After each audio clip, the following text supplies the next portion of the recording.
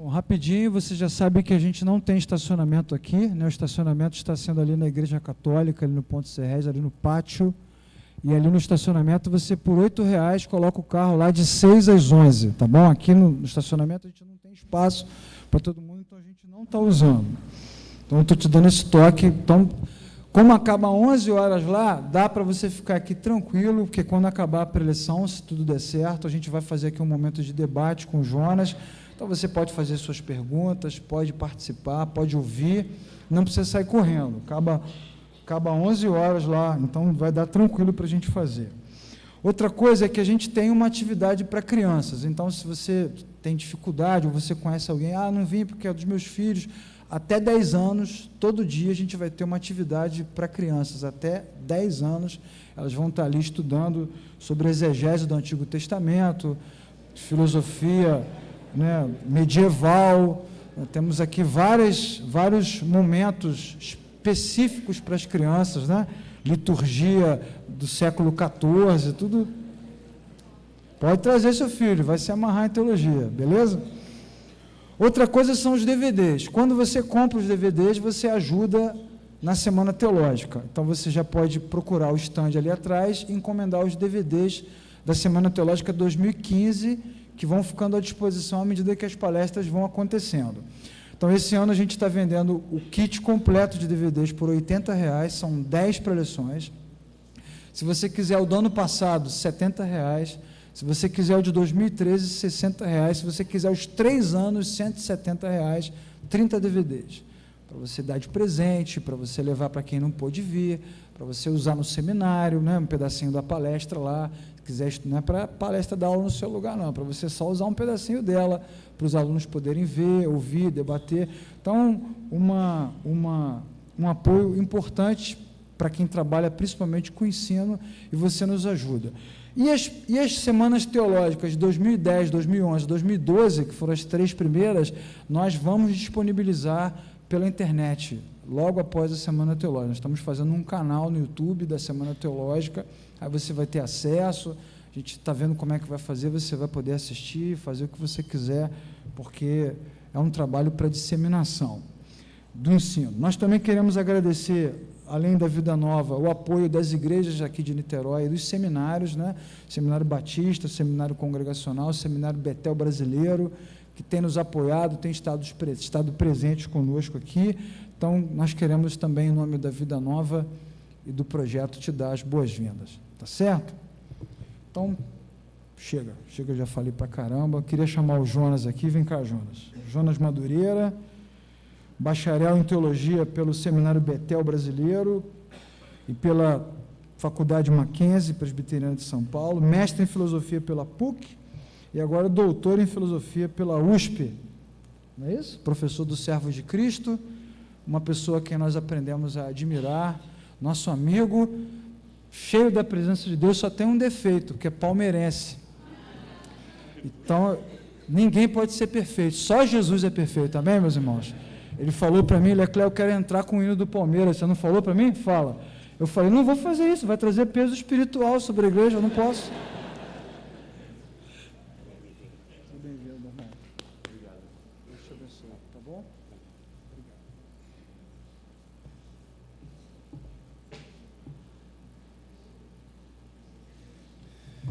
Boa noite a todos e todas. Estou muito feliz de retornar a essa casa, retornar a esse seminário. Estava me lembrando ali que há 5 anos atrás, quando a gente esteve aqui, minha esposa estava grávida do nosso segundo filho, Henrique, vai fazer 5 anos. Então, estou muito feliz de poder retomar aqui, é uma lembrança muito boa. O dia que a gente esteve aqui pela primeira vez e conheceu não só o projeto, mas esses encontros que eu acredito têm sido tão abençoadores aqui nesse contexto de Nikit, né? Niterói. E toda a redondeza, né? Eu queria, antes da gente falar o tema de hoje, apresentar alguns livros desses que você não pode passar dessa vida para outra sem ler. O primeiro deles é um livro muito interessante, escrito por Matt Chandler, Peterson, Geiger, chama-se Criados pela Palavra. É um livro voltado para a igreja. O livro tem como objetivo apresentar a centralidade de Cristo para a missão da igreja. Qual é o fundamento da missão da igreja se tomarmos a centralidade de Cristo como o fundamento, o peso maior da configuração ou do entendimento do que é a missão da igreja. O Matt Chandler, para quem já lê alguma coisa dele, é um pastor muito piedoso, tem uma reflexão muito forte, muito impactante sobre a igreja, e é um livro feito por 3 homens que amam, são apaixonados pela igreja. Então, se você deseja conhecer um pouquinho mais sobre esse tema, Criados pela Palavra, a Igreja Centrada em Jesus. Esse livro foi endossado, a propósito, por Ed Stetzer. É um livro que a gente acabou de lançar, está fresquinho, acabou de sair agora pela Vida Nova, chama-se Plantando Igrejas Missionais, como plantar igrejas bíblicas, saudáveis e relevantes à cultura. O Ed Stetzer é um pesquisador, ele é um cara que investiga a igreja, que estuda a igreja. Não estuda só a igreja do ponto de vista teológico, estuda a igreja do ponto de vista estrutural, estuda a igreja principalmente do ponto de vista missional. É uma cabeça brilhante, com uma pesquisa sobre organização, formação, plantação, revitalização de igreja acima da média. Então, a gente está muito feliz de poder entregar para a igreja brasileira essa obra que eu acredito que vai ajudar muito a gente nessa reflexão sobre o conceito de missionalidade.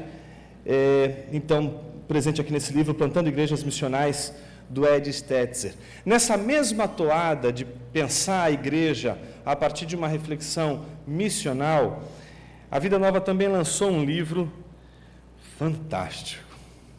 Chama-se Igreja Centrada, desenvolvendo em sua cidade um ministério equilibrado e centrado no Evangelho, escrito pelo pastor Tim Keller, que plantou a igreja Redeemer em Nova York, num contexto de muito ceticismo, de muita aversão, hostilidade, desconfiança da igreja, do evangelho, da pregação. E ele apresenta nesse livro aquilo que se tornou toda a sua eclesiologia, a sua forma de aplicar, melhor dizendo, aplicar a eclesiologia a esse contexto que é o contexto da cidade de Nova York, o contexto de uma grande cidade. Há quem diga que o século XIX foi conhecido como o século dos impérios, o século XX como o século das nações, e o século XXI será conhecido pelo século das cidades. É muito interessante como as cidades parecem se conectarem de uma maneira muito mais harmônica que as nações. Se você tiver a oportunidade de estudar em uma grande cidade fora do Brasil, você vai perceber que se você estiver em Nova York, se você estiver em Londres, se você estiver em Berlim, você vai perceber que o jeito de se viver numa grande metrópole é muito semelhante, é muito parecido. A maneira de se comportar, a maneira de pensar, a visão de mundo de uma cidade globalizada, de uma cidade que é cosmopolita, é muito semelhante. Então, é muito interessante como o Tim Keller vai trabalhar nesse livro, esse estudo sobre esse contexto, sobre esse fenômeno que se chama cidade. Então, vale muito a pena a leitura desse livro, do pastor Tim Keller, Igreja Centrada. E a última indicação, porém não menos importante, na minha opinião, eu acredito que é o melhor livro do Tim Keller.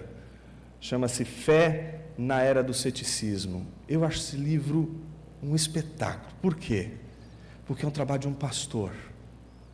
Eu sou de um contexto que as pessoas pensam assim, ou você é pastor ou você é inteligente. Os dois ao mesmo tempo não dá. E o Tim Keller mostra que isso não é verdade. Isso aqui é o trabalho intelectual de um pastor, que começou a fazer um exercício muito interessante na igreja. Sabe qual foi o exercício que ele fez? Um exercício que nós, pastores, fazemos muito aqui em São Paulo, no Rio de Janeiro, no Nordeste, no nosso país. A gente prega o nosso sermão e aí chega alguém lá na nossa igreja que não conhece o Evangelho, e a gente pergunta, o que você achou da mensagem de hoje? E aí o sujeito diz assim, achei uma porcaria. Não gostei, achei muito ruim, não tem nada a ver com a minha vida, é completamente irrelevante. Não é? nessa hora, ou o pastor chama os diáconos, né, para se livrar do sujeito, ou faz como o Tim Keller fez. Puxa, eu gostaria tanto de pagar um café para você. Eu queria entender melhor o que você não entendeu nessa mensagem. E aí, esse livro é fruto de conversas que ele teve com pessoas céticas, não cristãs, que rejeitaram no primeiro momento a sua mensagem, a pregação, e ele começou a trabalhar a sua mensagem para poder responder às perguntas que eles estavam fazendo e que o seu sermão até então não estava atendendo, não estava respondendo.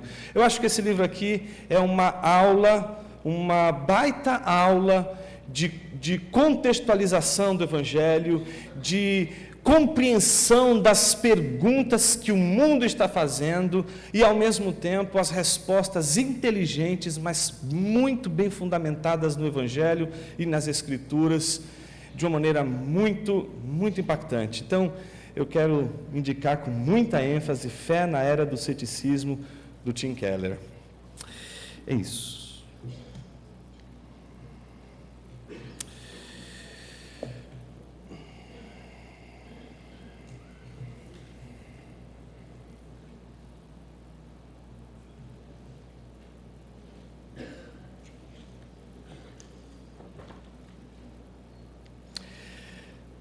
Nosso tema de hoje é vocação ministerial, redescobrindo o chamado.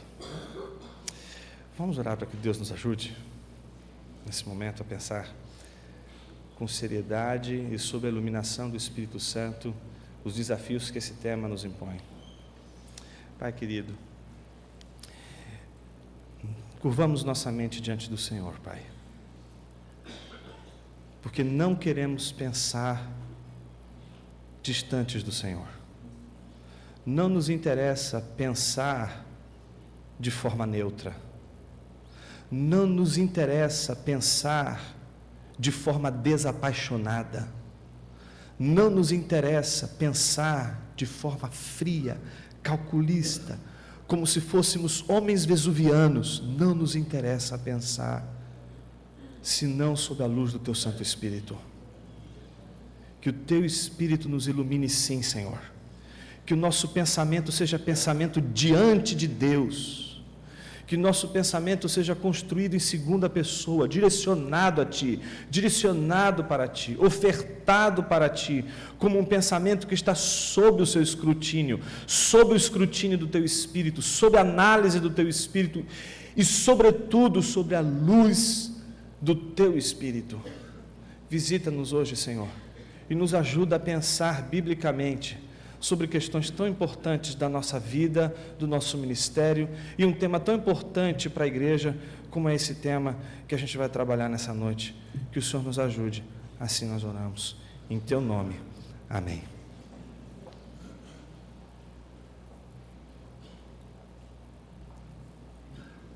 Redescobrindo o chamado. Não poderia ter um tema mais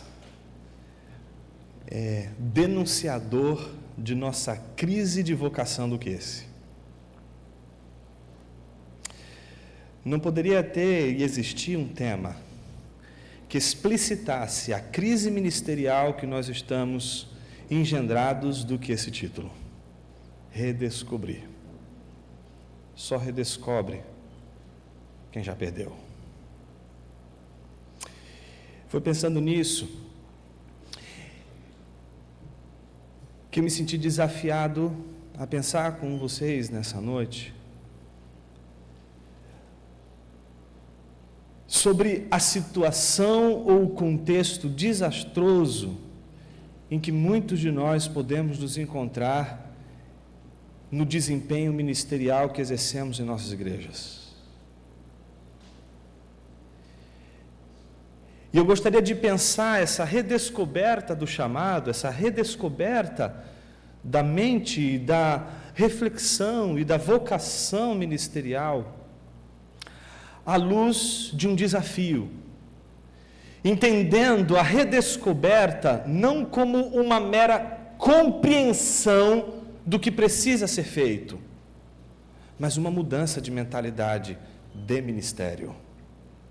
existe uma reflexão ministerial que viabiliza a perda justamente de nossas convicções ministeriais.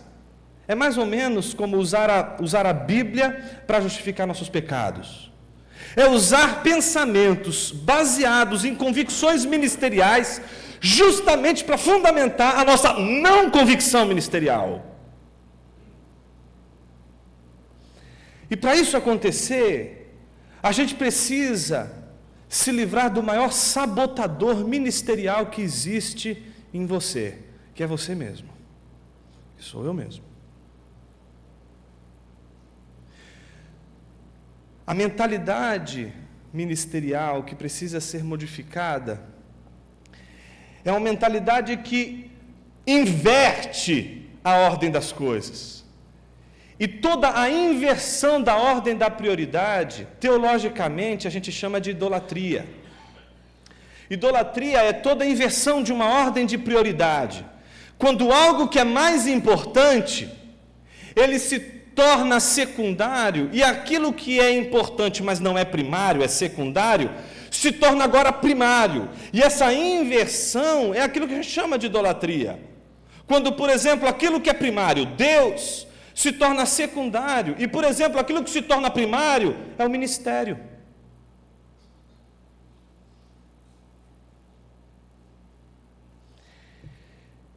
Me parece que a gente tem uma dificuldade de repensar hoje caminhos de reconstrução da nossa perspectiva ministerial a partir da Bíblia, por conta de uma necessidade que temos de um critério para pensar o ministério. Precisamos de um critério para pensar o ministério. Você precisa de um critério para pensar sobre o ministério. Você precisa de um centro, de um fundamento, para que você possa julgar o ministério, para que você possa colocar as obras que você, que eu, que todos nós, que a igreja realiza sob júdice. E a pergunta é, que critério é esse? Deixe-me apresentar uma imagem. Quantos aqui já viram uma videira? Já viram uma videira? Qual é a primeira coisa que se faz quando se vai plantar uma videira? A primeira coisa que a gente faz não é plantar videira.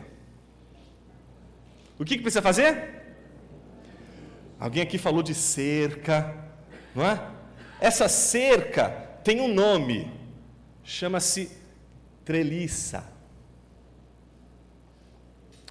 Tem um livro, vai sair, a Vida Nova chegou muito atrasado, outra editora chegou na frente e vai publicar essa obra maravilhosa sobre igreja. Chama-se A Treliça e a Videira. A mudança da mentalidade de ministério que transforma o ministério. Nesse livro ele propõe essa metáfora, essa imagem que eu estou querendo trabalhar com vocês hoje. A imagem de uma treliça, que é uma estrutura que se constrói antes de se plantar a videira. Mas qual é o objetivo da treliça? Servir de sustentação para o crescimento, desenvolvimento e produção de fruto da videira. Mas a videira é uma coisa e a treliça é outra coisa. Onde está a vida? Na videira ou na treliça?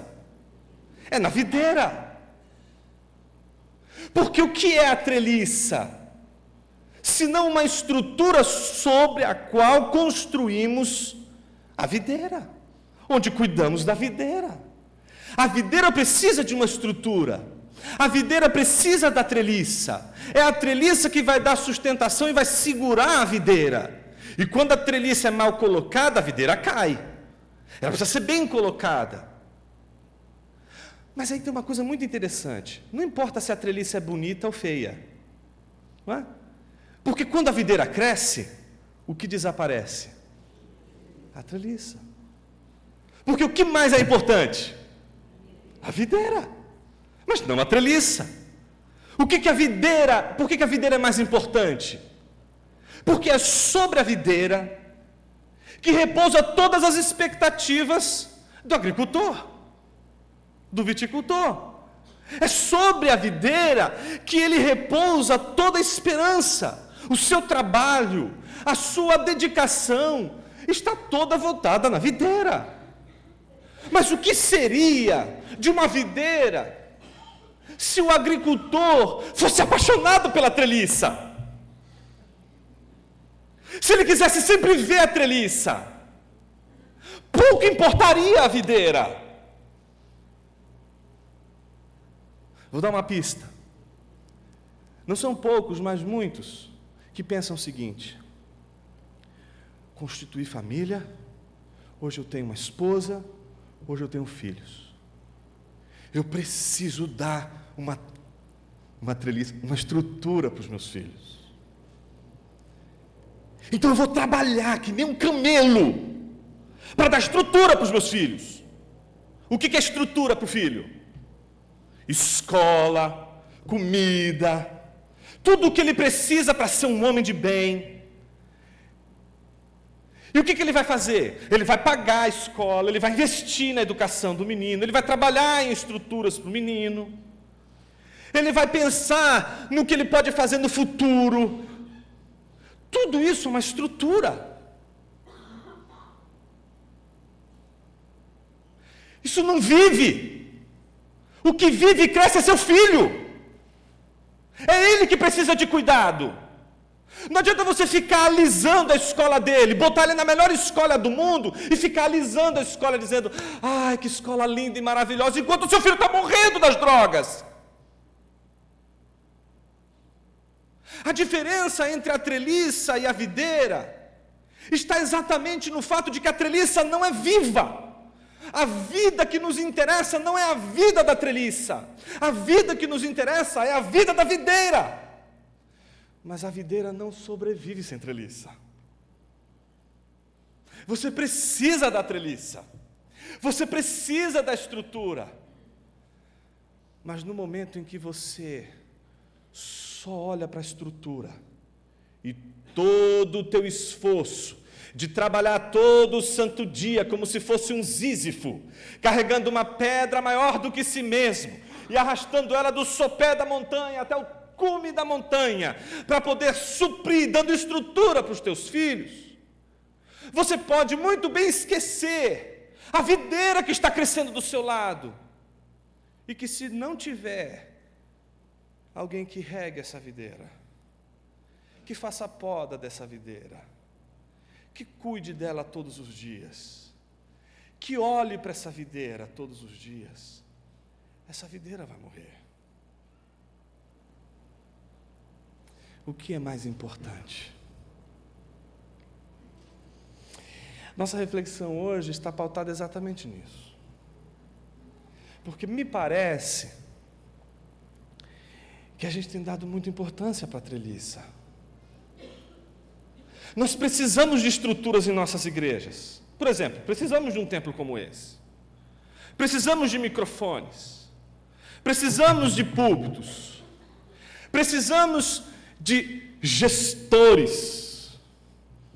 Precisamos de gente que entenda de administração, porque nós não podemos ser uma organização com fins lucrativos, mas a gente não pode desperdiçar a bênção da dádiva das doações que Deus dá e que precisam ser usadas com mordomia, sabedoria e inteligência. Mas tudo isso é estrutura. Facilmente podemos esquecer a videira, e eu vou falar da minha classe, esquecer da membresia, esquecer da disciplina eclesiástica, esquecer da disciplina doutrinária e administrarmos os negócios da igreja, porque é mais fácil. É mais fácil lidar com números. É mais fácil gerenciar negócios. É mais fácil trocar os bancos de uma cadeira de igreja. É mais fácil administrar as finanças da igreja. Mas cuidar da videira é cuidar de gente. E não existe nada nesse planeta que seja tão complexo do que o ser humano.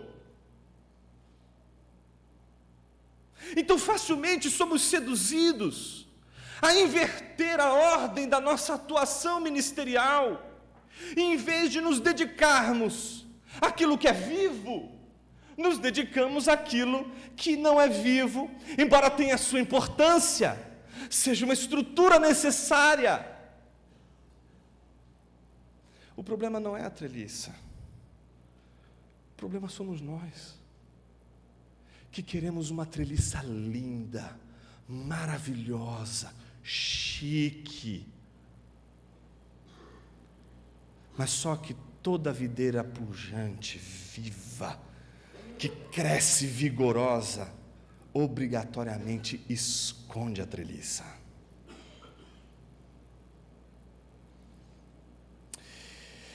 Eu queria trabalhar esse tema a partir da leitura de 2 Timóteo.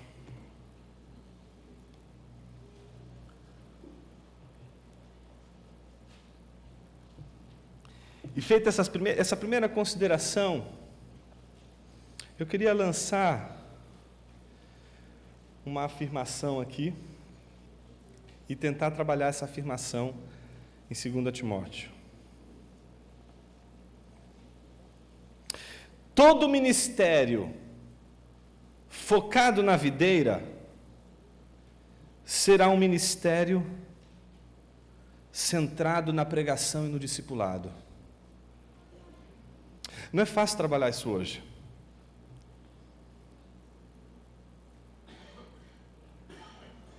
Porque a gente tem duas distorções hoje.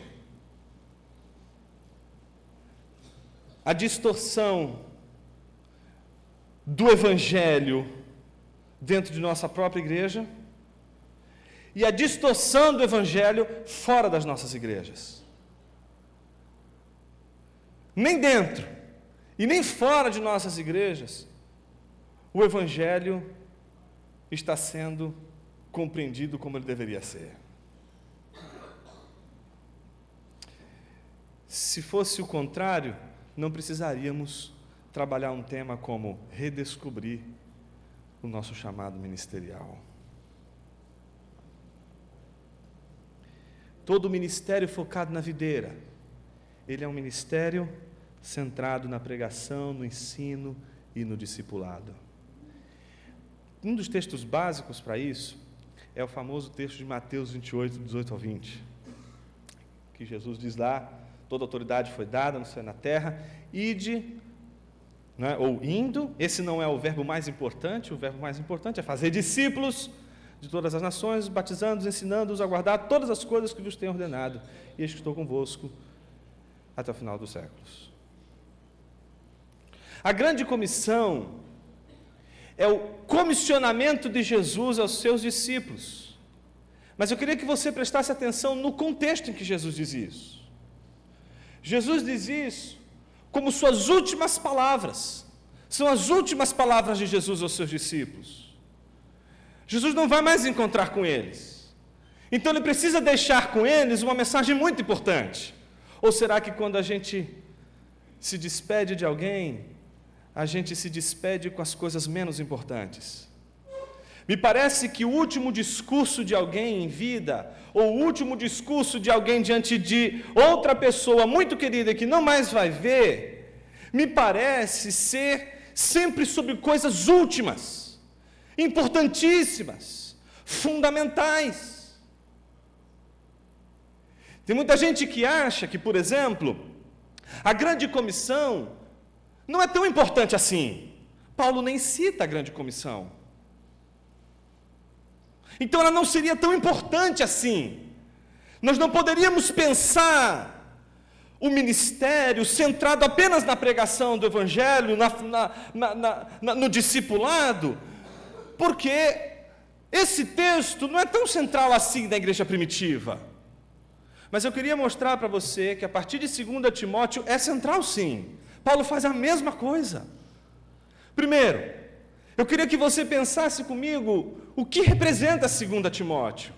John Stott, ele diz de uma maneira muito interessante que a segunda epístola de Paulo a Timóteo é o canto do cisne de Paulo. O que é o canto do cisne? É a última mensagem, é a despedida de Paulo. Dali ele vai morrer. É a última mensagem de Paulo. É o último legado de Paulo para a igreja. É aquilo que Paulo está entregando para os seus. Então, é importante esse legado que Paulo deixa em 2 Timóteo para a igreja. Não é à toa que John Stott se preocupa tanto e ministrou tanto sobre a segunda epístola de Timóteo. Por conta de sua extrema relevância para a vida da igreja. A pergunta é, qual é o contexto em que Paulo escreve a segunda epístola a Timóteo? Não é um contexto muito bacana, principalmente para Paulo. Primeiro, Paulo está aprisionado. Essa prisão é diferente da prisão anterior, em que ele estava numa condição domiciliar. Ele está agora numa prisão muito mais dura, muito mais rígida. Há quem diga que ele esteve preso numa espécie de calabouço, onde só tinha um facho de luz. Suas mãos estavam algemadas, seus pés possivelmente algemados. A sua condição não era uma condição esperançosa. Não bastasse isso, Paulo tinha a plena certeza, e ele de fato estava certo com relação à sua certeza, de que ele não sairia dali vivo, de que dali ele sairia para o suplício, e foi isso que aconteceu. Dali Paulo só saiu para morrer. A morte de Paulo estava iminente.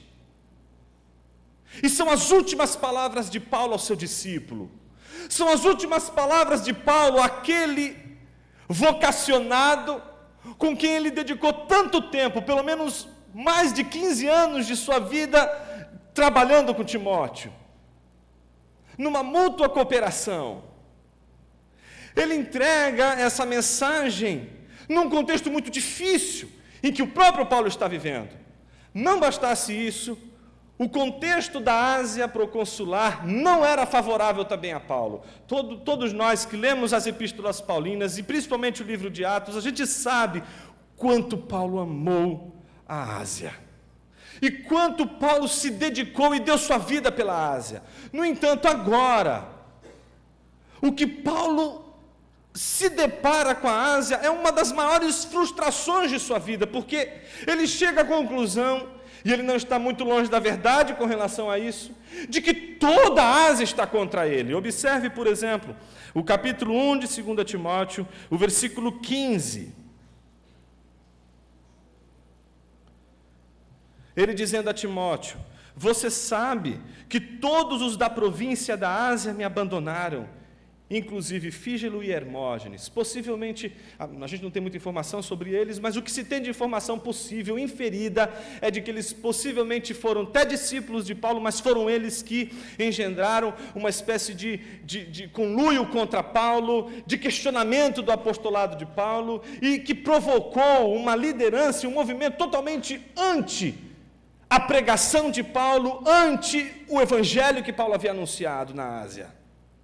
Então, note o contexto de Paulo: está preso e ele não pode se mover, se locomover para a Ásia, para desfazer todos os equívocos, como outrora ele fez, por exemplo, no conluio que aconteceu em Corinto, quando questionou-se o seu apostolado. Ele agora não pode mais fazer esse movimento, ele não pode mais fazer um movimento de correção. Ele sabe que ao seu tempo, o combate que ele tinha para combater já foi, o que ele tinha que fazer, ele já fez.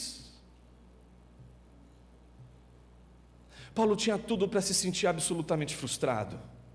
Paulo tinha tudo para se questionar naquela prisão, se tudo o que ele tinha feito até então não for em vão. Paulo tinha tudo para olhar para aquele contexto em que a Ásia toda está contra ele, e ele está preso, prestes a morrer, e se envergonhar de tudo aquilo, de passar por um vexame terrível, de terminar a vida vendo tudo aquilo pelo qual ele dedicou toda a sua vida sendo entregue a pensamentos e a ideias completamente contrárias a todo o ensino que ele deu trabalhando ao longo dos anos. Paulo tinha tudo para se sentir o mais fracassado de todos os homens. Mas nessa segunda epístola parece que esse gigante da fé não se abala. E pretende nesse último canto entoar até alcançar o coração do jovem Timóteo. Jovem Timóteo, tinha lá os seus 30 e poucos anos de idade. Eu considero alguém com 30 e poucos anos de idade extremamente jovem. E ele era um homem muito jovem, tinha 30 e poucos anos de idade.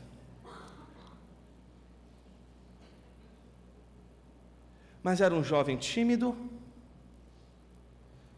não tinha cara de pastor televisivo, era um cara limitado do ponto de vista físico, com limitações físicas,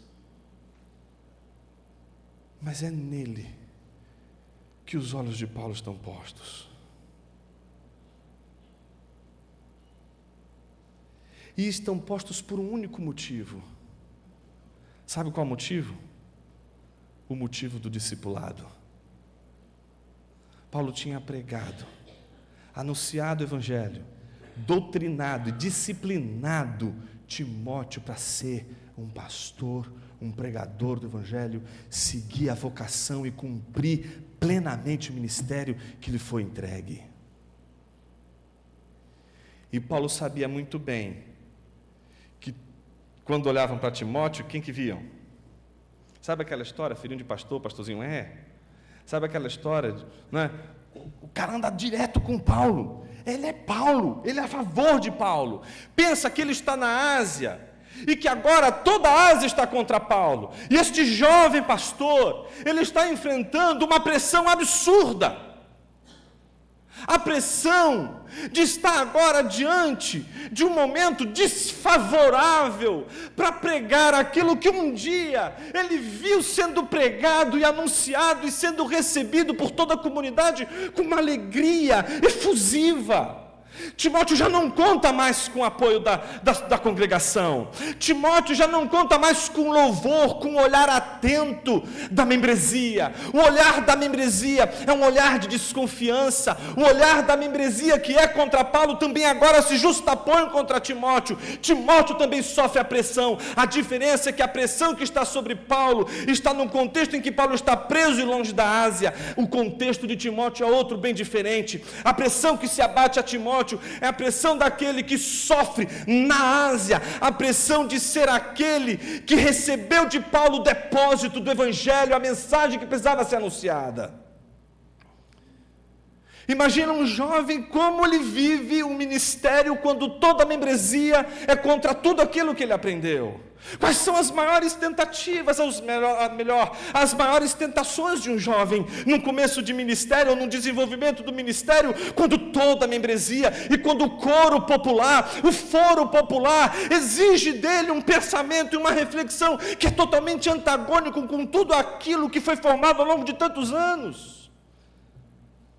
Quem não ficaria e não seria tentado a dar uma modificaçãozinha no discurso, a fazer algumas adaptações nas estruturas da igreja, a fazer algumas modificações para evitar o conflito?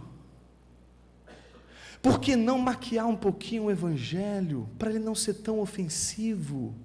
Está muito ofensivo o evangelho de Paulo.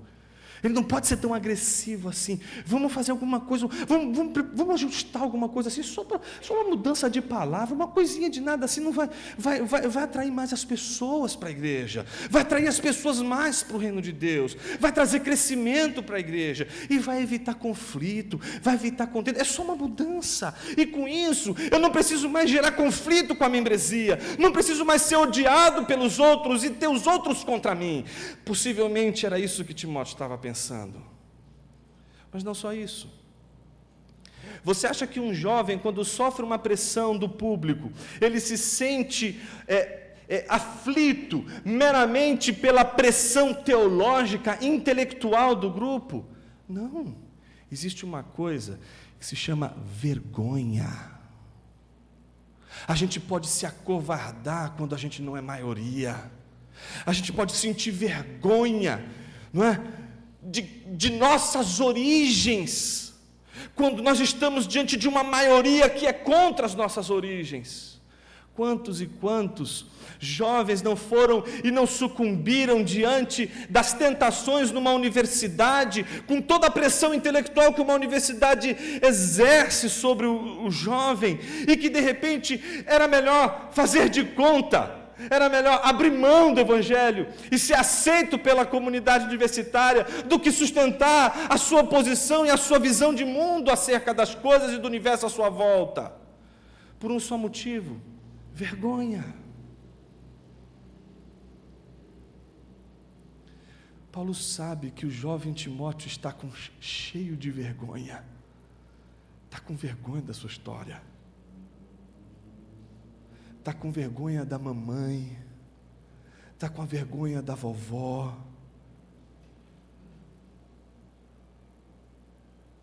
E aí sabe o que Paulo faz?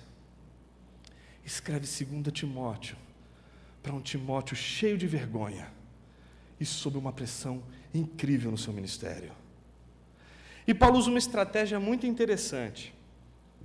Primeiro, a gente precisa perceber que antes de fazer todo esse movimento, Paulo, ele constrói um universo de reflexão para Timóteo, onde ele tematiza exatamente o problema da vergonha. E eu queria pontuar isso no texto, para você enxergar isso no texto. Veja, por exemplo, a partir do versículo 4 do capítulo 1. Lembro-me das suas lágrimas e desejo muito vê-lo para que a minha alegria seja completa. Veja do que Paulo vai lembrar. Recordo-me da sua fé não fingida, que primeiro habitou em sua avó Lóide e em sua mãe Eunice, e estou convencido de que também habita em você. Por essa razão, torno a lembrar-lhe que mantenha viva a chama do dom de Deus que está em você, mediante a imposição das minhas mãos, pois Deus não nos deu espírito de covardia, mas de poder, de amor e de equilíbrio. A primeira coisa, a primeira estratégia de Paulo é lembrar de Timóteo da sua história. Lembra da sua mãe, lembra da sua avó, e lembrar da mãe, lembrar da avó, lembrar daquilo que ele recebeu de sua mãe, de sua avó, e o nome disso é discipulado. Recebeu o evangelho de sua avó, recebeu o evangelho de sua mãe, e ele não pode deixar de lado o que ele aprendeu na sua infância, ele não pode esquecer tudo o que ele aprendeu. Paulo, apelar para a mãe é fogo, né? Quando lembra da mãe ensinando, aí o menino já fica: por que você está com vergonha? Você não poderia ter vergonha de sua mãe. Não bastasse isso, veja como Paulo vai trabalhando com o menino Timóteo. Segunda recordação, versículo 8. Portanto, não se envergonhe de testemunhar do Senhor, nem de mim, que sou prisioneiro dele, mas suporte comigo os meus sofrimentos pelo Evangelho, segundo o poder de Deus que nos salvou e nos chamou com uma santa vocação, não em virtude das nossas obras, mas por causa da sua própria determinação e graça. Esta graça nos foi dada em Cristo Jesus desde os tempos eternos, sendo agora revelada pela manifestação de nosso Salvador Cristo Jesus. Ele tornou inoperante a morte e trouxe à luz a vida e a imortalidade por meio do Evangelho. Deste Evangelho fui constituído pregador, apóstolo e mestre. Por esta causa também sofro, mas não me envergonho, porque sei em quem tenho crido e estou certo de que Ele é poderoso para guardar o que lhe confiei até aquele dia. Então, veja a estratégia de Paulo. Timóteo, você não pode ter vergonha do teu histórico. Lembra da tua mãe, lembra da tua avó. Timóteo, por que você está com vergonha? Eu teria todos os motivos para estar envergonhado. Eu estou algemado, eu estou preso, eu estou sendo acusado, eu estou sofrendo pela perseguição que não posso responder em toda a Ásia. No entanto, não me envergonho do Evangelho. Eu teria, Timóteo, todas as razões do mundo para me envergonhar e não estou me envergonhando. Então veja que a primeira foi chamar a mãe, a segunda foi lembrar dele na situação em que ele se encontra, a terceira, é um golpe baixo. A terceira, olha o que ele vai fazer. Versículo 16. Lembra de Onesíforo, Timóteo? Então, aquele que você tinha um pouquinho de ciúme. Lembra de Onesíforo, outro discípulo de Paulo, outra pessoa que amava Paulo e que Paulo também dedicou sua vida para ensinar? Então, ele vai lembrar Timóteo de Onesíforo. Olha o que ele vai dizer. O Senhor conceda misericórdia à casa de Onesíforo, porque muitas vezes ele me reanimou. E, viu, Timóteo, ele não se envergonhou por eu estar preso. Ao contrário, quando chegou a Roma, procurou-me diligentemente até me encontrar. Conceda-lhe o Senhor que naquele dia encontre misericórdia da parte do Senhor. Você sabe muito bem quantos serviços ele me prestou em Éfeso. Portanto, você, meu filho, fortifica-se na graça que há em Cristo Jesus e as palavras que me ouviu dizer, na presença de muitas testemunhas. Olha como Paulo vai chamar a atenção de Timóteo. Confias a homens fiéis que sejam também capazes de ensinar outros. Paulo está chamando a atenção de Timóteo. Por que você está com vergonha? Onesíforo não teve vergonha de mim. Onesíforo não teve vergonha do Evangelho. Por que você está tendo vergonha do Evangelho? Por causa da pressão popular que você está enfrentando. Por conta da pressão, nós podemos mudar o foco de nossa visão ministerial. Por causa da pressão, a gente pode substituir o que é essencial pelo que é secundário. A gente pode trocar a ordem das coisas. A gente pode mudar a importância das circunstâncias. Tudo porque estamos atendendo ao foro popular sempre.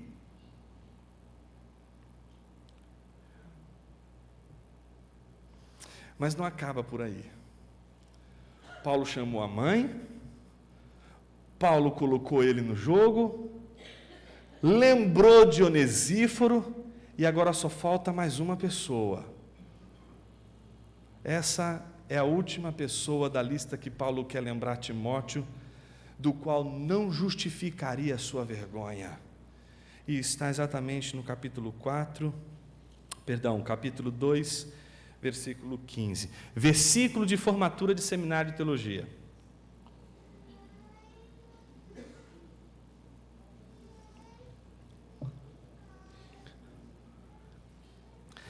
Versículo 15, diz assim, vamos repetir todos juntos? Procure apresentar-te a Deus aprovado, como obreiro que não tem do que se envergonhar e que maneja bem a palavra da verdade. Que não tem do que? Você entende bem do que Paulo está dizendo quando ele diz isso? Eu me lembro que uma vez eu preguei esse sermão na igreja, e eu tinha estudado tanto, irmãos, a treliça estava tão bonita,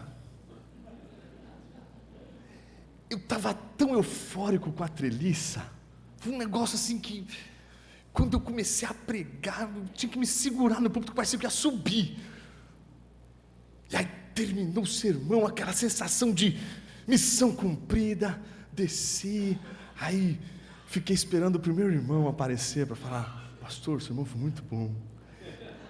E aí veio o primeiro irmão, e ele veio esfuziante, pastor, o que aconteceu hoje? Eu falei, puxa, hoje deve ter sido bom mesmo, que ele veio, que sermão horrível! Eu fiquei endemoniado, irmãos, porque na hora que ele disse, que sermão horrível, logo em seguida ele disse assim, pastor, mas não é sobre isso que eu quis falar não, o sermão foi muito ruim, mas eu queria pedir oração. Ele não foi muito inteligente, porque ele tinha que ter pedido oração antes, porque eu não sei se o que eu orei abençoou ele tanto assim, leva ele, Senhor.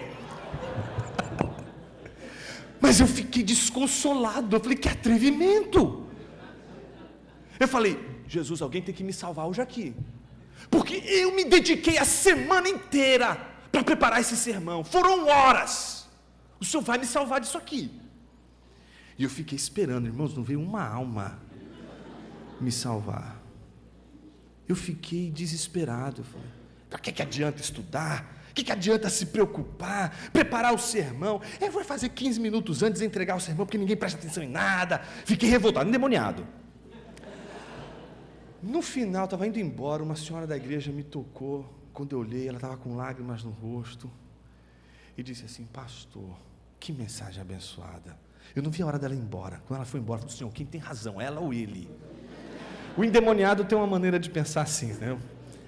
E eu fiquei remoendo, não é possível, quem tem razão? Ou ele ou ela. E fiquei o dia inteiro matutando, quem tem razão? Ele ou ela, ele ou ela, ele ou ela. E à noite, nos meus conflitos, eu resolvi abrir o texto para meditar novamente. E eu tinha lembrado de tanta coisa nesse texto. Por exemplo, eu descobri nesse texto uma coisa tão interessante sobre a palavra aprovado. Paulo usa uma palavra muito interessante, que ele costuma usar também em Romanos, e usa ela de uma maneira muito inteligente em Romanos 5, do 1 ao 5, e trabalha muito bem essa palavrinha lá, a doquimacia. E essa palavrinha é dokimos aqui no contexto, que é a palavrinha que a gente traduz por aprovado, mas é a palavrinha que se usava para determinar quando uma moeda é verdadeira e quando uma moeda era falsa. Uma moeda verdadeira era chamada de dokimos, e uma moeda falsa era chamada de adokimos. Mas a moeda da antiguidade é diferente da nossa moeda hoje. A nossa moeda ela é muito similar, ela é muito parecida uma com a outra, muito idêntica uma à outra. Então você olha e você pode facilmente ser enganado, porque são muito semelhantes, mas naquele contexto as moedas não eram reconhecidas pelo seu formato, mesmo porque elas eram completamente disformes. Se reconhecia a moeda pelo som que ela produzia, se levava para o ferreiro ou para o especialista, que tocava a moeda e pelo som da moeda se reconhecia se ela era adóquimos ou adóquimos. Então, o som da aprovação está exatamente na pregação. Se o que a gente prega soa como aprovação ou desaprovação. Eu descobri tanta coisa interessante no texto, mas esqueci uma palavra importantíssima. E ela foi fundamental para me constranger aquela noite, me colocar de joelhos e me sentir o pior de todos os homens. Porque o que eu preguei naquela manhã foi isso: procura apresentar-se aprovado, como obreiro que não tem do que se envergonhar, que maneja bem a palavra da verdade. Mas o que a Bíblia me pediu para pregar foi: procura apresentar-se a Deus aprovado, como obreiro que não tem do que se envergonhar, que maneja bem a palavra da verdade. Eu esqueci uma palavra, a mais importante: Deus. E perdi o sermão, porque no sermão a coisa mais importante eu perdi: Deus. E como eu perdi Deus no sermão? Quando, ao tirar Deus, não fica nada em branco. Não tem essa de ficar em branco. Se Deus não está no centro da tua vida, outra coisa está. Ao tirar Deus dali, eu coloquei outra coisa. Sem querer, eu coloquei. E o que eu coloquei? Procura apresentar-se à sua comunidade aprovado, como obreiro que não tem do que se envergonhar, que maneja bem a palavra da verdade. Minha expectativa toda estava na comunidade. O que eles vão achar do meu sermão? Eles vão gostar? Eles vão aprovar o que eu fiz? Mais uma vez, a palavra de Deus vem hoje falando ao meu coração e ao seu coração sobre o poder que a pressão popular e o foro popular exercem sobre nós. O foro popular não pode, de maneira alguma, ser esquecido de nossas reflexões, porque o problema não é o popular, o problema é você, que centra toda a o teu critério para avaliar seu ministério na comunidade. O único critério capaz de avaliar o teu e o meu e o nosso ministério, e capaz de modificar nossa mentalidade de ministério, ao ponto de centralizar a nossa mentalidade de ministério na pregação e no discipulado, não é outra coisa senão Deus como aquele a quem devemos prestar contas sempre. Um dos teólogos que eu mais admiro é Agostinho. E uma das coisas que Agostinho ensina é a fazer teologia diante de Deus. Fazer teologia diante de Deus é pensar levando sempre em consideração Deus. Deus não pode faltar na minha reflexão. Deus não pode deixar de ser concebido, pressuposto, considerado em minha reflexão sobre a igreja, sobre o mundo à minha volta. E é interessante que quando a gente chega nessa passagem de 2 Timóteo 2,15, a gente chega no clímax desse argumento de Paulo com relação a Timóteo, chamando a atenção de Timóteo com relação à vergonha por causa do Evangelho. Paulo apela para sua mãe, para a sua história, para o seu histórico. Paulo apela para a sua própria condição, para a sua mentoria. Paulo apela para o amigo, para o colega de Timóteo, que está sobre as mesmas circunstâncias de Timóteo, e nem por isso ele tem se acovardado, nem por isso ele tem se envergonhado. E Paulo, por último, encerra, colocando diante do jovem Timóteo, que está fraquejando, que está acovardado diante do grande desafio que está diante dele, chama ele a atenção de que ele não pode ter outro critério para avaliar o seu ministério que não seja Deus. Eu quero convidar você nessa noite a colocar toda a tua mentalidade de ministério diante de Deus, a pensar o ministério para Deus diante de Deus.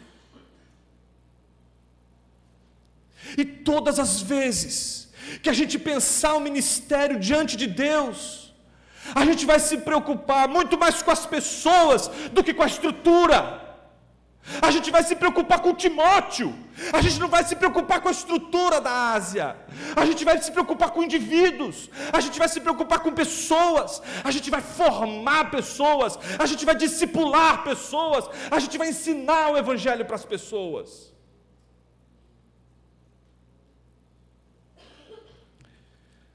Como que Paulo encerra essa história com Timóteo?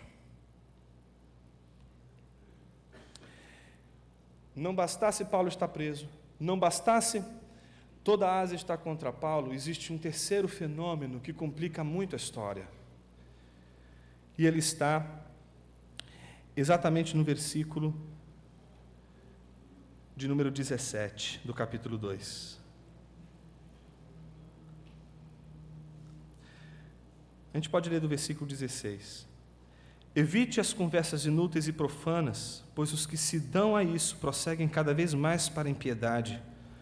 O ensino deles alastra-se como câncer. Entre eles estão Himeneu e Fileto.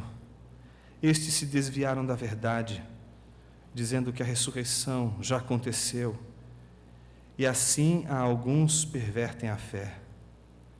Entretanto, o firme fundamento de Deus permanece inabalável e selado com esta inscrição: o Senhor conhece quem lhe pertence, e afaste-se da iniquidade todo aquele que confessa o nome do Senhor. O terceiro elemento difícil nessa história toda é que não só a Ásia está contra Paulo, mas a Ásia agora é vulnerável a distorções do Evangelho. Eu acredito que a gente tem dois grandes tipos de distorções do Evangelho. Uma distorção legalista, de corte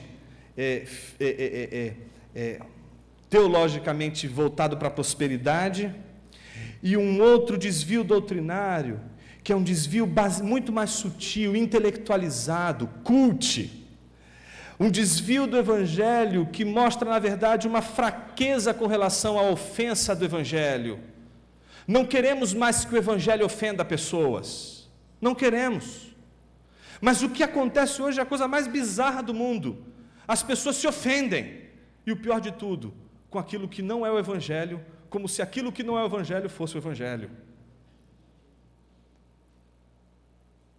E aí, meus irmãos, muitos de nós, para tentar se livrar daquilo que não é o Evangelho, que tem sido tomado como Evangelho e que tem ofendido as pessoas, acaba removendo não só aquilo que ofende as pessoas por não ser o Evangelho, mas junto, tira também o Evangelho e oferece um outro Evangelho mais palatável, que não questiona ninguém, que não questiona o pecado, que não fala sobre pecado, que não fala sobre santidade, que não fala sobre a verdade, falsidade, certo e errado.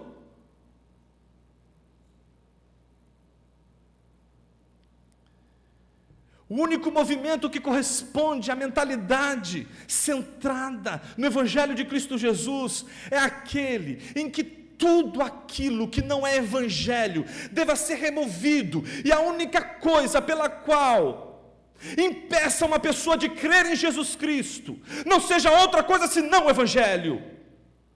E eu não posso, e nem você pode, tirar a ofensa que o Evangelho faz a todos os seres humanos e a todas as culturas. Não há absolutamente nenhuma cultura em que o Evangelho possa adequar-se e a cultura dizer, nós somos iguaizinhos. Não. Bruce Nichols diz uma coisa muito interessante, ele diz assim, todas as vezes que você encontrar o Evangelho numa cultura, o Evangelho nunca será, o Evangelho será o hóspede de uma cultura, ele sempre será o seu juiz e redentor, mas não vai ser hóspede de cultura nenhuma. O Evangelho não pode se adequar às nossas convicções culturais e não nos ofender. Então, por conta da pressão popular, podemos simplesmente nos livrar da ofensa do Evangelho, porque ela vai nos colocar em conflito com o mundo, vai nos colocar em conflito com a cultura, e não queremos conflito com a cultura.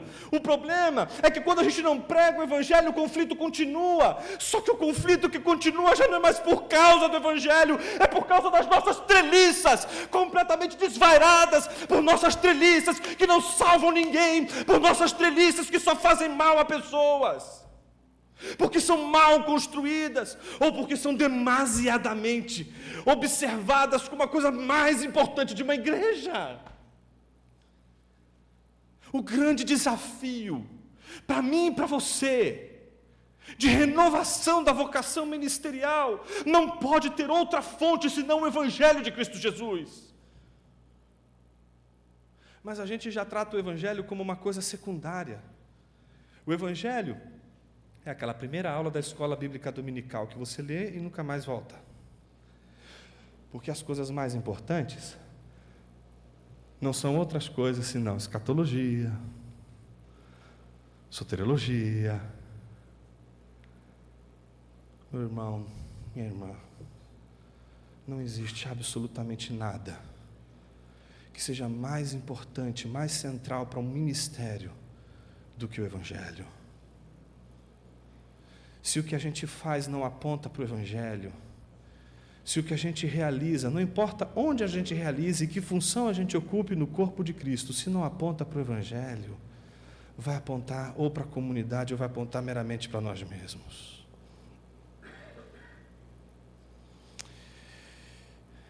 Paulo precisa dar o último recado para Timóteo, e vai ser o nosso último recado dessa noite. Depois do menino ouvir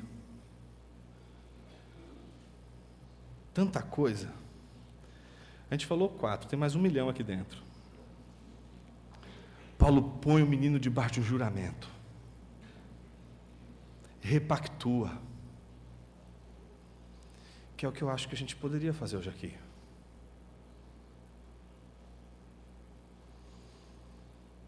Eu quero falar para você que tem exercido o ministério completamente invertido, preocupado com a treliça e esquecendo a videira. Lembrar da videira é lembrar que tudo aquilo que a gente faz é para a glória de Deus, e não pode ser outra coisa senão fruto de obediência. Chega de romantizar o ministério. Eu não consigo, irmãos, eu vou escrachar aqui, tá? Eu não consigo imaginar alguém assim, ó. Ai, eu estou com tanta vontade, de fazer a vontade de Deus. Ai, mas eu acho que não vai dar tempo, não vou aguentar, vou fazer agora mesmo. O ministério é luta, e não é luta contra Satanás, é luta contra Deus. No ministério, nós lutamos o tempo todo contra Deus. E sabe qual é a maior decepção? Deus não luta mais contra nós. Romanos capítulo 5, versículo 1 diz: justificados, pois, mediante a fé, temos paz com Deus. Temos paz com Deus. Ele nos venceu. Toda a nossa desobediência, toda a nossa arrogância, toda a nossa prepotência foi vencida por Deus. Deus nos venceu. Fomos vencidos por Deus. Mas acontece que mesmo sendo vencidos por Deus e tendo paz com Deus, porque Deus nos venceu, ainda assim podemos enfrentar uma nova luta contra Deus todas as vezes que lutamos contra a sua vontade, que tentamos fazer nossa vontade, que tentamos obedecer a critérios pessoais. O ministério exige negação de si mesmo. O ministério exige que você ame a cruz. Sim, eu amo a mensagem da cruz. Até morrer, eu a vou proclamar. Levarei eu também minha cruz, até por uma coroa trocar. Se você canta isso, que ama a cruz de Jesus, mas odeia a sua cruz, você é um mentiroso. Você não ama a cruz de Jesus. Porque a maior prova de que você e eu amamos a cruz de Jesus é de que amamos a nossa cruz. É de que a cruz que a gente precisa carregar não é aquilo que nós odiamos, mas é aquilo que nós amamos. Como haveríamos de odiar a nossa própria cruz e amar a cruz de Jesus? Como poderíamos dizer que amamos a mensagem da cruz, se o tempo todo o que mais queremos é nos livrar da cruz? Pimenta nos olhos dos outros é refresco. A cruz de Jesus é muito bonita, mas nele. Tomar a cruz e seguir é algo essencial no ministério. E às vezes tomar a cruz e negar a si mesmo é negar a voz de uma multidão que quer que você seja rei, que quer que você governe, que quer que você construa uma igreja imperiosa.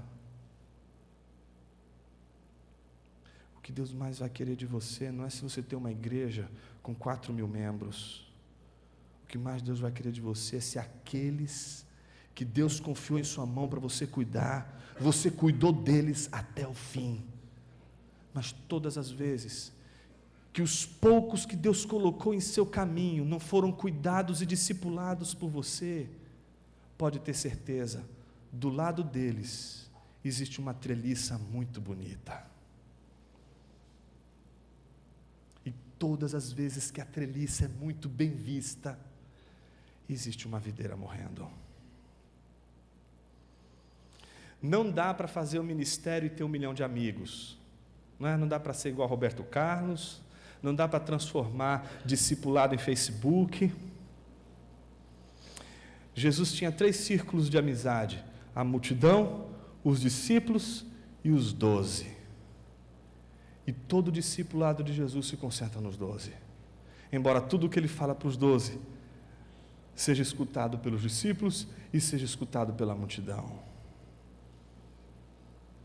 Quanto tempo a gente pode gastar para cuidar da videira que Deus coloca nas nossas mãos para cuidar? Paulo coloca Timóteo debaixo de um juramento. Capítulo 4, versículo 1. Na presença de Deus e de Cristo Jesus, que há de julgar os vivos e os mortos por sua manifestação e por seu reino, eu o exorto solenemente, O que ele disse para ele fazer? Vai trocar o telhado da igreja, porque isso é uma coisa importante. É importante trocar o telhado da igreja, sim. Mas o que Paulo está dizendo a ele nessa hora? O mais importante do que trocar o telhado de uma igreja, pregar o evangelho. Jonas, mas um telhado pode cair em cima das pessoas. Por isso que eu estou dizendo para você que o telhado é importante. Troque o telhado. A treliça é importante. Mas não acredite que o telhado é mais importante do que pregue a palavra. Paulo está dizendo isso para Timóteo em que contexto? Em que ele tem que pregar a palavra para quem? Para quem já ouviu. O que eu estou dizendo para você é: pregue o evangelho na igreja, porque a igreja já esqueceu do evangelho. A gente precisa pregar o evangelho em nossas igrejas.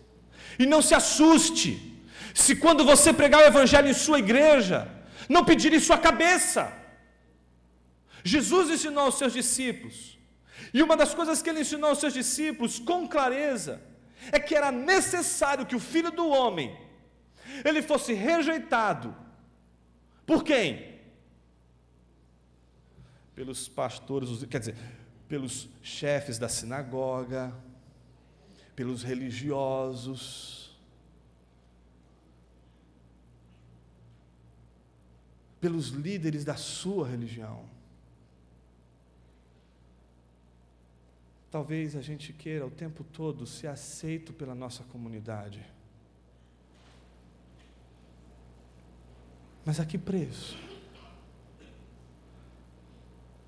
O de modificar o evangelho?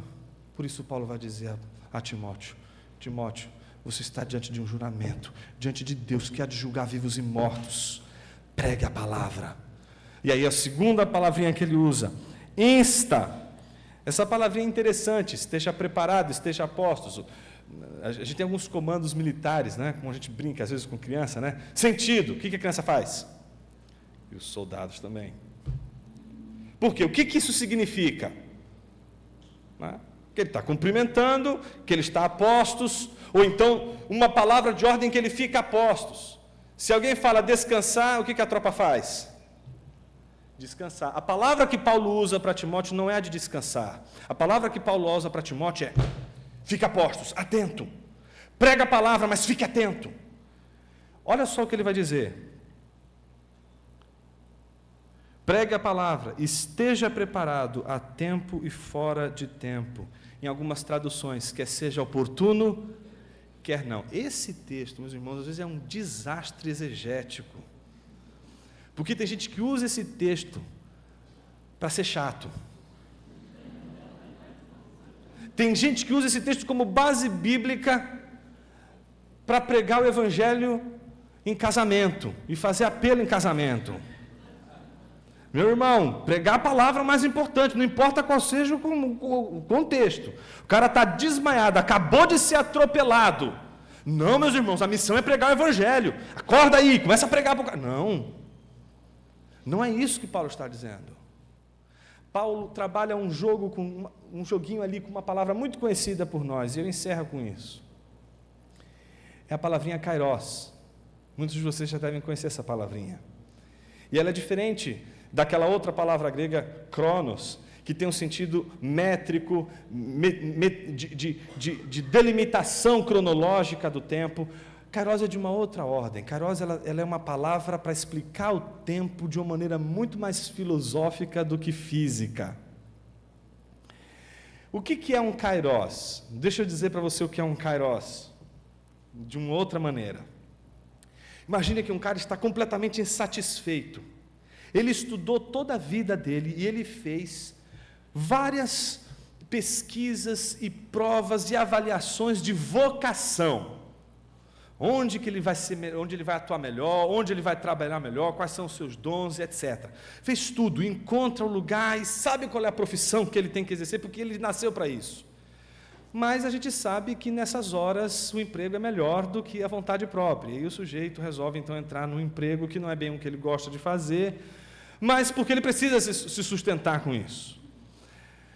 Mas ele não consegue. Passa 1, 2, 3, 4. Quando chega o quinto ano, ele já não aguenta mais aquele trabalho. E ele diz o seguinte: agora eu vou embora daqui. Não quero mais saber desse emprego. E aí ele diz: agora eu vou passar na RH.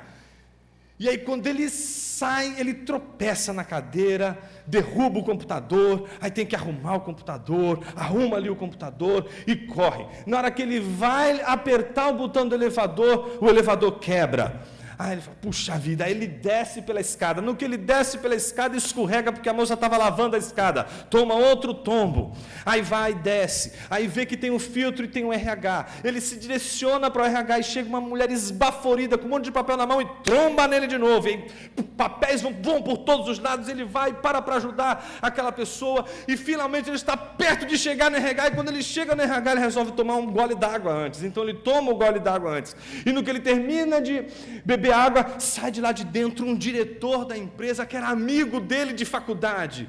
E quando encontra ele: ô rapaz, quanto tempo? Então, como é que você está e tal? Eu estou bem e tal. Bom, onde é que você está trabalhando aqui? Eu estou trabalhando em tal setor. E ele olha para ele: cara, por que você está trabalhando lá? Você é um gênio, você não pode ficar ali. Passa amanhã na minha sala, porque você vai mudar de sessão, você vai trabalhar naquilo para o qual você nasceu para trabalhar. Isso é Kairos. E eu vou lhe dizer por que é Kairos. Porque não dependeu absolutamente dele para que aquilo ali acontecesse. Foram tantas coisas, que, por exemplo, se ele não tivesse escorregado naquela escada, se o elevador não tivesse quebrado, se ele não tivesse parado para tomar aquele gole d'água, se não tivesse acontecido aquelas diversas ocorrências, que parecem todas elas conspirar para que aquele momento único aconteça, aquele momento único não aconteceria. Isso é Kairos. É quando parece que o mundo inteiro, o mundo todo, a cultura, o universo, o clima, tudo parece contribuir para a pregação do Evangelho. E é muito bom pregar o Evangelho assim. É muito bom ministrar e ser ministro de Jesus, da pregação do Evangelho, quando tudo converge para a pregação do Evangelho, até a economia.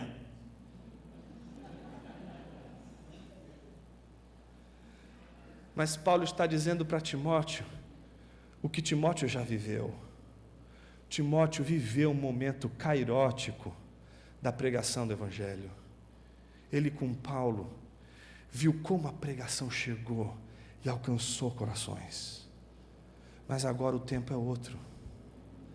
E Timóteo tem que pregar, não só em contextos cairóticos, mas ele tem que pregar em contextos acairóticos.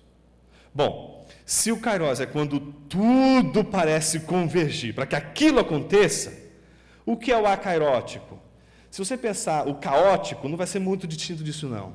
É quando absolutamente tudo, até a economia, atrapalha a pregação do Evangelho.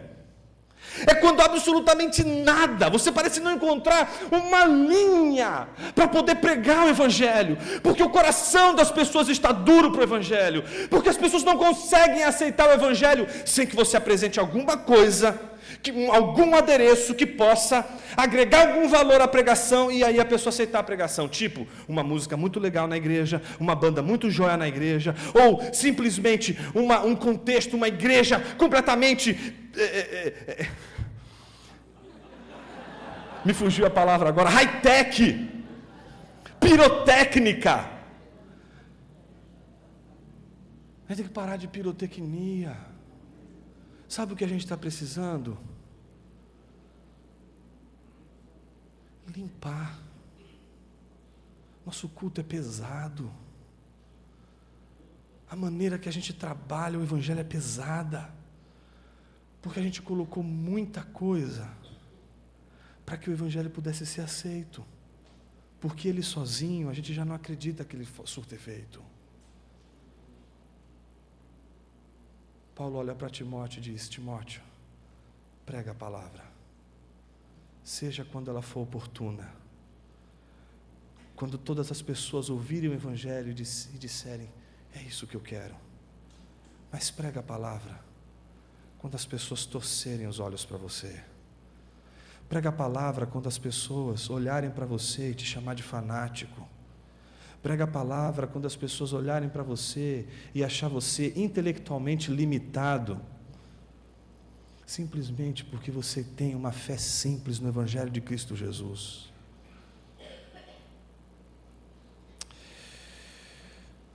A gente se preocupa muito com a treliça, quando o que a gente deveria se preocupar é com a videira. A gente se preocupa muito com a treliça, e quando a gente se preocupa muito com a treliça, a gente fica correndo de um lado para o outro, tentando preparar um banquete para surpreender Jesus. Mas a gente poderia repactuar hoje a nossa vida com Deus. E repactuar a nossa vida com Deus hoje seria deixar de correr de um lado para o outro para tentar produzir uma treliça que encante e que surpreenda a Deus.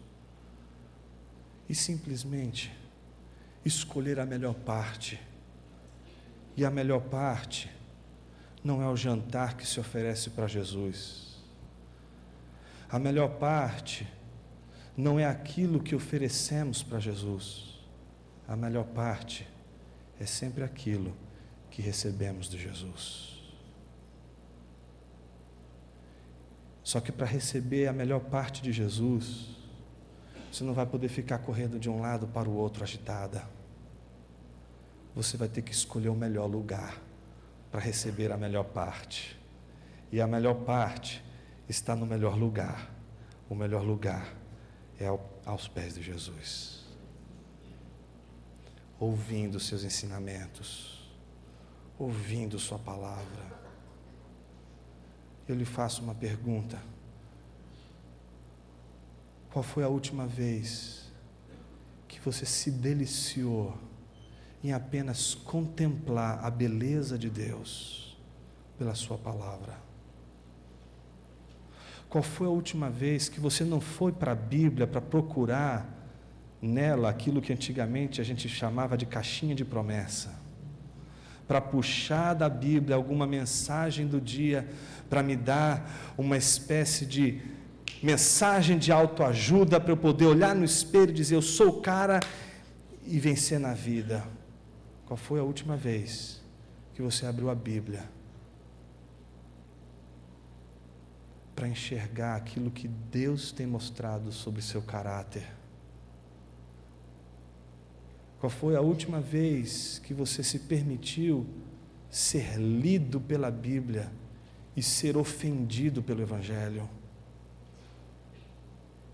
Qual foi a última vez que, depois de um longo período de meditação na palavra, em que você não estava preocupado em apresentar um estudo de escola bíblica dominical, em que você não estava preocupado em preparar um sermão para a igreja, em que você só estava preocupado em, no término dessa palavra, passar horas contemplando a beleza de Deus que a palavra te revelou?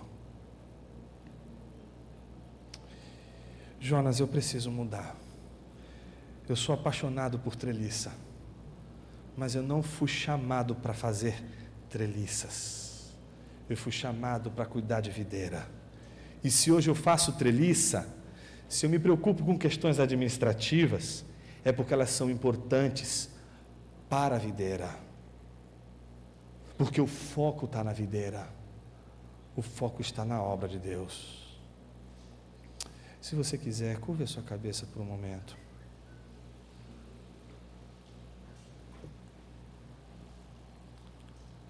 Senhor Jesus,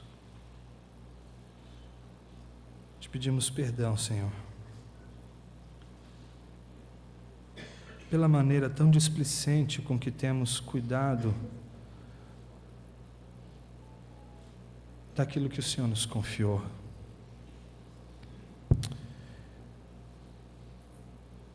E o Senhor confia a tua obra a pessoas que não têm um histórico positivo.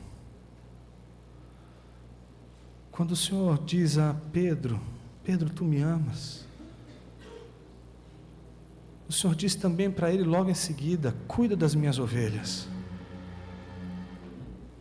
O Senhor entrega nas mãos daquele que um dia o negou 3 vezes. O povo pelo qual o Senhor deu toda a sua vida. Isso só acontece porque o Senhor não olha o nosso histórico. Hoje aqui, Senhor, pode ter pastores, líderes de jovens, líderes de ministério infantil, diáconos, presbíteros, pastores,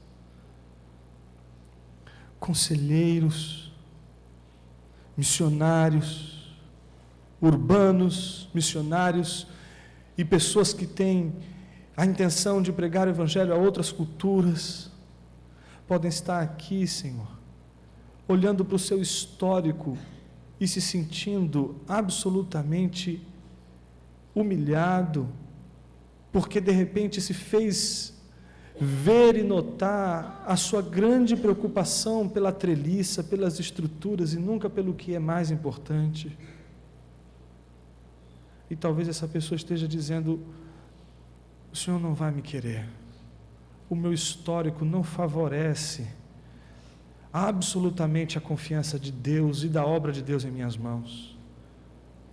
Mas que bom é saber que o Senhor nos frustra na nossa lógica de achar que o Senhor só vai entregar a obra que devemos realizar se tivermos um histórico perfeito, sem erros e sem falhas. Não, o Senhor entrega também a obra pela qual o Senhor deu a sua vida para homens que também uma vez te negaram, e não te negaram uma, te negaram 2, te negaram 3 vezes.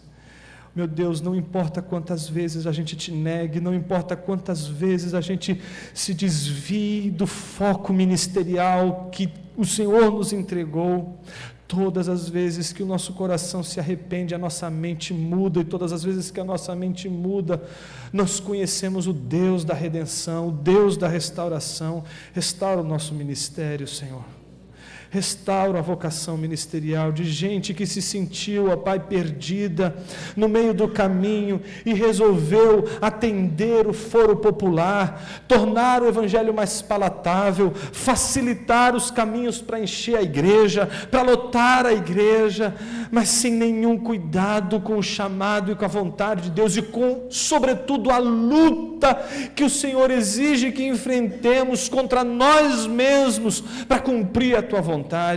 Oh Deus, toma nosso coração hoje em Tuas mãos e trabalha com o nosso caráter, Senhor. Trabalha com o meu caráter, trabalha com o caráter dos meus irmãos, Senhor. Não permita que a gente se distancie da Tua palavra, usando inclusive a Tua palavra para nos distanciarmos da Tua palavra. Nos livra, Senhor, do erro, do equívoco, de usarmos o ministério para justamente fugir do ministério, usarmos a igreja justamente para fugirmos da igreja. Ajuda-nos, ó Deus, em nossa ambiguidade, ajuda-nos em nossas incertezas, ajuda em nossa crise, ajuda em nossos questionamentos, ajuda em nossa maneira de entender a situação de uma maneira tão equivocada, tão errada, tão antibíblica. Nos ajude a enxergar o mundo através da Tua palavra, a enxergar o mundo através do Evangelho, a olhar a igreja como Jesus olhou os 12, e a cuidar daqueles que o Senhor nos entrega como o Senhor cuidou dos 12. Não importa se um deles nos traia ou se um deles nos negue, porque, ó Deus, a Tua graça, ela consegue salvar o maior de todos os pecadores. A Tua graça salva o pastor perdido, longe do Senhor, embora sempre presente no domingo à noite na igreja e nas atividades da igreja. O Senhor salva e redime esse líder de jovem, esse líder de adoração comunitária, que tem um coração tão longe, que está preocupado em entreter meramente as pessoas, que está tão preocupado em si mesmo, com a sua auto-performance, com a sua maneira. O Senhor tem como tratar e redimir o coração desse jovem, dessa jovem que se arrepende hoje diante do Senhor, para dizer: Pai, me usa para servir na Tua igreja, me usa para gastar cada ar do meu pulmão, cada força do meu corpo para servir a tua obra, não importa o preço que eu tenha que pagar, não importa se o linchamento não vai ser um linchamento que vai agredir meu corpo, mas vai linchar a minha reputação. Senhor, quem faz a tua obra não pode se preocupar com reputação, quem faz a tua obra não pode se preocupar consigo mesmo, uma vez que carrega também a cruz, uma vez que também nega a si mesmo. Nos ajude, Senhor, a viver a realidade da autonegação, nos ajude, Senhor, a viver a realidade do autoesquecimento. Nós sempre queremos nos relacionar com pessoas que possam de alguma forma nos favorecer em algo, mas o teu evangelho quer transformar a nossa vida, nos livra de sermos pastores interesseiros, que se aproximam de pessoas apenas pelo que elas podem ajudar no ministério e na igreja. Ajuda-nos, Senhor, a não considerar o nosso olhar mais importante para aquelas pessoas que são mais importantes para os objetivos administrativos, financeiros e econômicos da comunidade. Nos livra da tentação de construirmos uma igreja pautada na treliça e não na videira. Trata com o nosso caráter, trata com a nossa vida, faz a gente olhar para pessoas, faz a gente olhar para a videira, Senhor. A estrutura é importante, a treliça é importante, mas não é mais importante do que a videira. Oh Jesus, permita que a gente viva em nossos ministérios o desaparecimento da treliça e não a destruição da treliça, que ela desapareça por conta de uma videira grande, robusta, que se cresce, que se sustenta por causa da treliça, mas que desapareça por conta da vida da videira. Nos ajude a viver isso em nossas igrejas, em nossas comunidades. Nos ajuda, Senhor, a viver rendidos aos teus pés. Converte novamente o coração dos teus pastores, converte o coração dos missionários para o Senhor novamente, converte para o evangelho, que seja o Senhor o nosso centro mais uma vez, que a gente possa orbitar, ó Deus, como astros ao redor do Senhor novamente.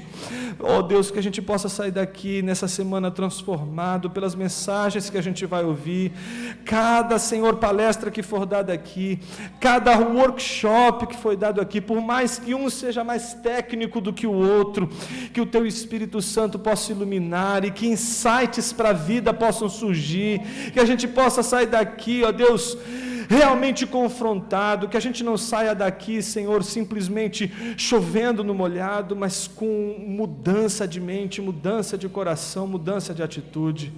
Confronta-nos, Pai, e transforma a nossa vida para louvor e honra da Tua glória.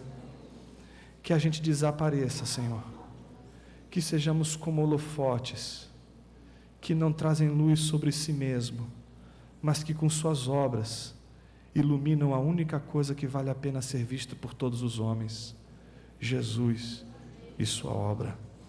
Em teu nome oramos. Amém.